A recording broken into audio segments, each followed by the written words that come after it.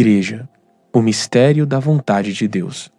Dia 6, o funcionamento do corpo. Leitura do dia, 1 Coríntios capítulo 14, versículo 31, Efésios 4, 11 e 12.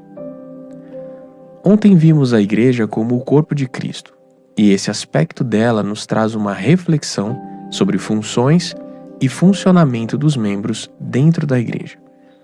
Um dos sinais que demonstram o desenvolvimento de alguém é que suas funções vão se tornando mais evidentes e manifestas.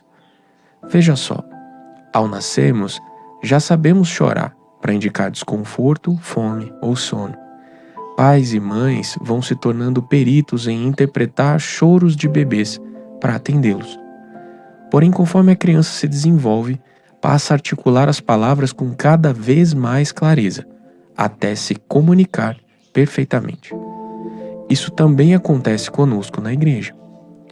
Podemos acreditar que o que confere valor a alguém no corpo é a função que essa pessoa exerce, a forma como serve ou com o que trabalha para o benefício da igreja.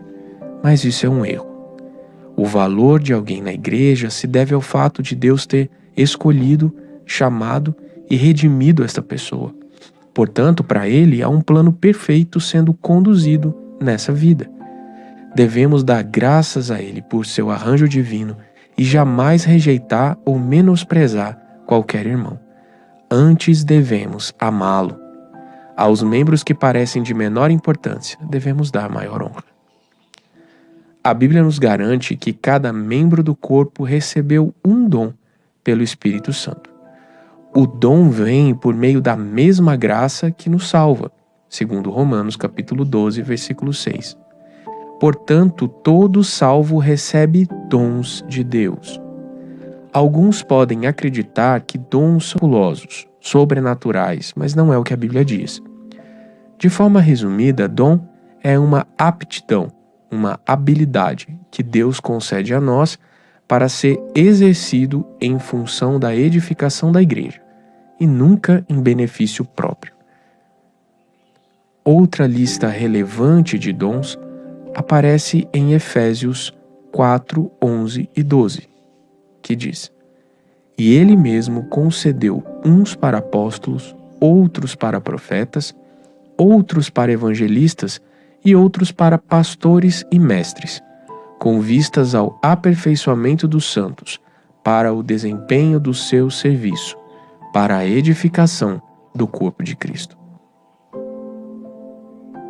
Aqui, o entendimento mais correto é que Deus concedeu certos homens e mulheres como dons para a sua igreja, como servos dela, por meio dos quais Ele acelera o desenvolvimento dos seus filhos até que se tornem mais maduros. 5 tipos de pessoas são mencionados aqui: os apóstolos, os profetas, os evangelistas, os pastores e os mestres. Estes não são cargos ou títulos que destacam esses membros dos demais do corpo, como se fossem mais especiais ou mais amados por Deus que os outros, mas se referem a funções e atividades exercidas por algumas pessoas para o bem dos filhos de Deus. Apóstolo significa enviado e designa principalmente o grupo dos 12 escolhidos por Jesus como testemunhas de sua vida humana, de suas palavras e sinais, de sua morte, ressurreição e ascensão. A eles foi designada a função de completar os escritos sagrados, que se tornaram a Bíblia, que está em nossas mãos. O apóstolo Paulo, por exemplo, diz ter sido escolhido como um fora do tempo, conforme ele mesmo diz em 1 Coríntios 15, 8. Essa função de revelar as Escrituras encerrou-se com a morte do evangelista João, por volta de 99 d.C., ao fim do primeiro século. Por isso, confessamos que o conjunto de revelações de Deus, a Bíblia, está completo. Além dessa função de testemunhas, os apóstolos viajavam pregando o reino de Deus e levantando igrejas em cada lugar que iam.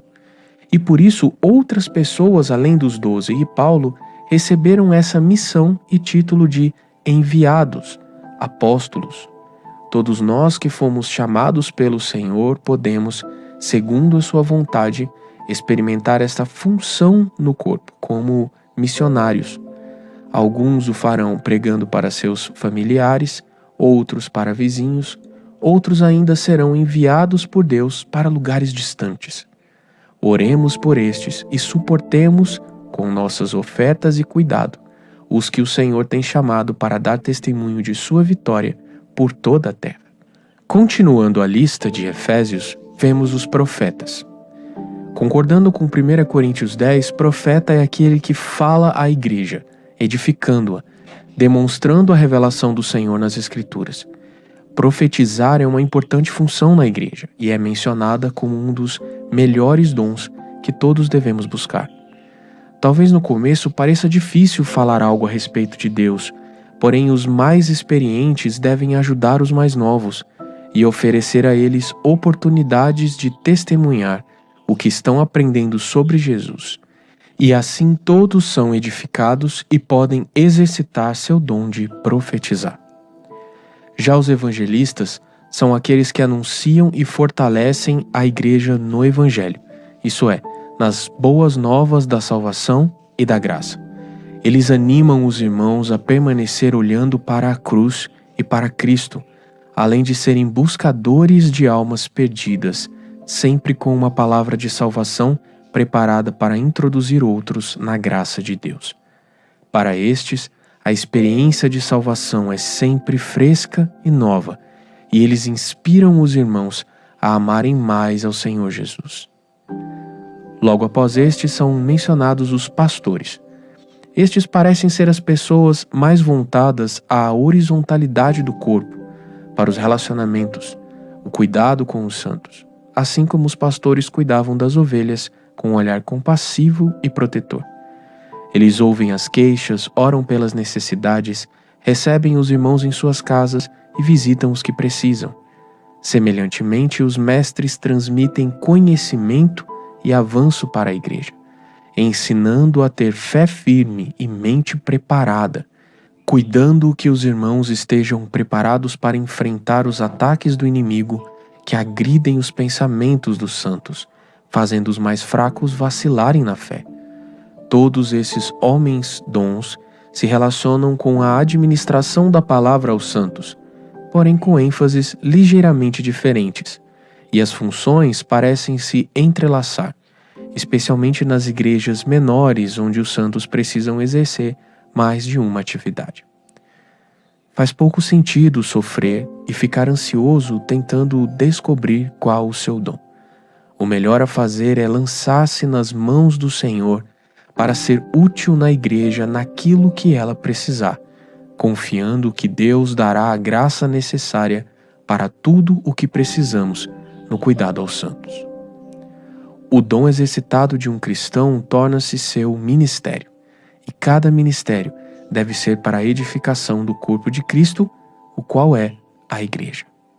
Assim, cada membro deve ser aperfeiçoado, a fim de que o corpo de Cristo seja edificado, ou seja, tenha um crescimento gradativo e homogêneo para manifestar a glória de Deus. Isso é a igreja como o corpo de Cristo. Vamos orar juntos? Pai, obrigado por tanta sabedoria ao planejar a igreja. Obrigado por tanto amor ao me incluir nisso. Ajude-me a ter disposição e coragem para buscar servir meus irmãos, conforme o Senhor ensina, e que tua graça seja abundante sobre mim. Quero edificar a igreja com minha vida, com minhas palavras e meu testemunho, mas só posso fazer isso sob direção do teu Santo Espírito. Desde já te agradeço por fazer de mim parte dessa linda história de salvação, edificação e graça. O Senhor é bom. Em nome de Jesus. Amém.